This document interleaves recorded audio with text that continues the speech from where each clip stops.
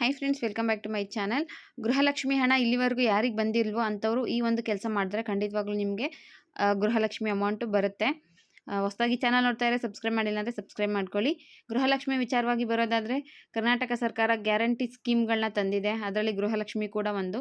ಮಹಿಳೆಯರಿಗೆ, ಕುಟುಂಬದ ಯಜಮಾನಿಗೆ ಪ್ರತಿ ತಿಂಗಳು 2,000 ರೂಗಳನ್ನು ಆರ್ಥಿಕವಾಗಿ ಸಬಲಗೊಳ್ಳೋದಕ್ಕೆ ಕೊಡ್ತಾ ಇದ್ದಾರೆ. ಈಗಾಗಲೇ ಗೃಹಲಕ್ಷ್ಮಿ ನೋಂದಣಿ ಮಾಡಿರೋಂಥವ್ರು ಅಪ್ಲಿಕೇಶನ್ ಹಾಕಿರೋರಲ್ಲಿ 80% ಮಹಿಳೆಯರಿಗೆ ಈಗಾಗಲೇ ಹಣ ಜಮೆ ಆಗಿದೆ.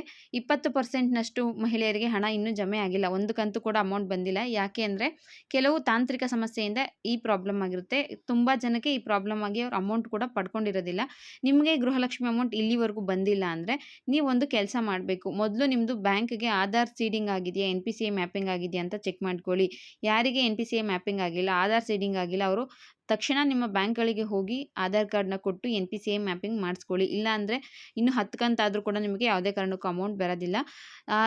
DBTಲಿ ಹೋಗಿ ನಿಮಗೆ ಆಧಾರ್ ಸೀಡಿಂಗ್ ಆಗಿದೆಯೋ ಇಲ್ವೋ ನೀವು ಆ್ಯಪ್ ಮುಖಾಂತರ ಚೆಕ್ ಮಾಡ್ಕೋಬಹುದು. ಯಾರಿಗೆ ಲಿಂಕ್ ಆಗಿಲ್ವೋ ಅವರು ತಕ್ಷಣವೇ NPCI ಮ್ಯಾಪಿಂಗ್ ಮಾಡಿಸ್ಕೊಳ್ಳಿ. ಒಂದು ಸಲ ಚೆಕ್ ಮಾಡ್ಕೊಳ್ಳಿ ಲಿಂಕ್ ಆಗಿದೆಯೋ ಇಲ್ವೋ ಅಂತ.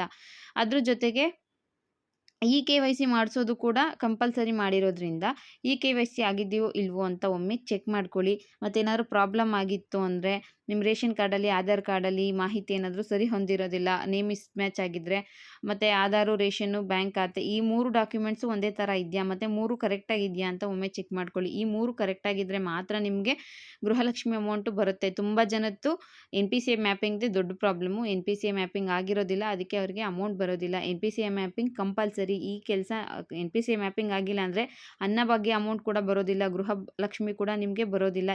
ಇದನ್ನು ನೀವು ಕನ್ಫರ್ಮ್ ಆಗಿ ಚೆಕ್ ಮಾಡ್ಕೊಳ್ಳಿ. ಆಗಿಲ್ಲ ಅಂದವರು ತಕ್ಷಣವೇ ಹೋಗಿ NPCI ಮ್ಯಾಪಿಂಗ್ನ ಮಾಡಿಸ್ಕೊಳ್ಳಿ. ಈಗಾಗಲೇ ಇಲ್ಲಿವರೆಗೂ 8ನೇ ಕಂತಿನ ಅಮೌಂಟ್ವರೆಗೂ ಜಮೆ ಆಗಿದೆ. 8 16,000 ಎಷ್ಟೋ ಜನಕ್ಕೆ ಬಂದಿರುತ್ತೆ. ಈ ಅಮೌಂಟು ಇಲ್ಲಿವರೆಗೂ ಯಾರಿಗೆ ಬಂದಿಲ್ವೋ ಅವರು ತಕ್ಷಣ ಈ ಕೆಲಸ ಮಾಡಿ.